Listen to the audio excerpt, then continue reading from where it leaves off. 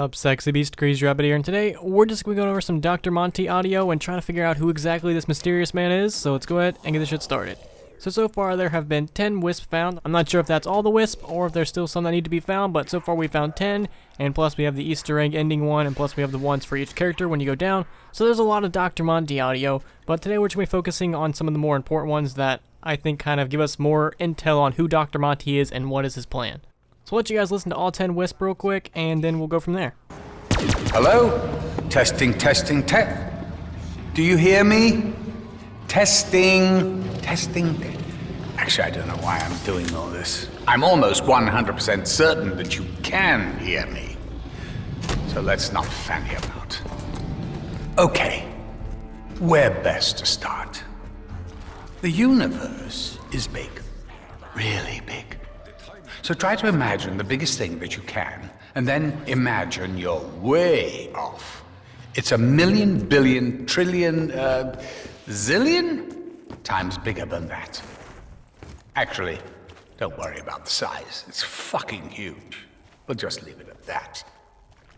More important than its humongous proportions is the fact that the universe is a living, breathing thing, ever-changing, ever-shifting, existing across and beyond time and space itself. With me so far? All right, so you've got this universe, this big, changey, already volatile universe, and then you shatter it with a hammer, a metaphorical hammer, and it cracks and splinters into 1,000,000 other universes, all coexisting at exactly the same time. Do you have any idea how difficult that is to keep track of? I may be omnipotent, but I can't be everywhere. Now, if it had been entirely up to me, you numbskulls would be the last people I would entrust with this, but due to factors outside my control, you're all I've got. I know there's a lot going on. I know it's a lot to take in, but the universe is deeply unstable right now. Things are going to get a lot worse before they get better. Crazy as things are, I will try my absolute best to give you all some one-on-one time. Some good old-fashioned TLC. Do this right, and everything will be okay. Pinky promise. Max's. He was the first. The vessel you constructed for him back in World War I somehow shielded him from the influence of Element 115. He opened the portal between the worlds and, well, that's where and when shit really went tits up.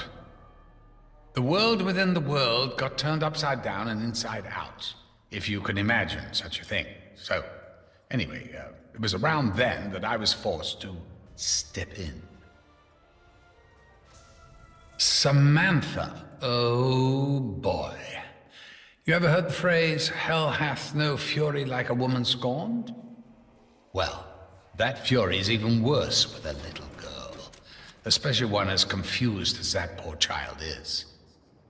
She really didn't get much of a chance, did she? Right out of the gate, she was thrown into this madness before she could ever figure out exactly who she was. Still, that's all ancient history now. She's safe. In the house. Okay. Here's a quick cheat sheet. You all fought in World War I. Whoopee! You were badass heroes. That was true. That happened. Later, some other versions of you ended up as lab rats in some crazy World War II experiments. Experiments that left you a bit kind of not that smart. Your memories were mostly erased, and you just kind of bumbled and stumbled around in time and space, oblivious to your past and future actions. You know how people say that every snowflake is unique? That every single one is an individual, a one-of-a-kind, irrefutable evidence of the miracles of Mother Nature? Well, it's not true. Snowflakes aren't all that unique. There are really only about 12 different designs. The point I'm making is that you lot are hardly one-of-a-kind snowflakes. You were fragmented across a multitude of different realities, but each and every one is basically the same. You are all you. The liar, the braggart, the drunk. The one who didn't know what he had until it was gone. The good soldier. Never disobeyed orders, never broke protocol, still kicked ass all the same. The loyal servant. A warrior out of time, born too late or born too early. Honor bound to dying traditions. The man-child, broken and twisted by a life burdened with knowledge. Living like a soul who is perpetually drowning. You need to stop thinking in terms of originals, old and new. It's not like that. When you look in the mirror, it's still you. If you crack that mirror, you see multiple reflections. It doesn't mean you've actually multiplied, does it? Honestly, I'm not sure why I'm trying to explain it. Shit's fucked up. Please, fix it. You see, the thing is, I'm meant to stay on the sidelines, not really supposed to get involved. Free will and all that stuff. Oh, that was my idea, by the way. However, I do see stuff now and then that makes me go, ooh, that's not good. I really should do something. But the thing is, all I can really do is give things a little nudge. Sow a seed, plant an idea, see what grows, see what sticks. Where do you think all these magic weapon boxes come from?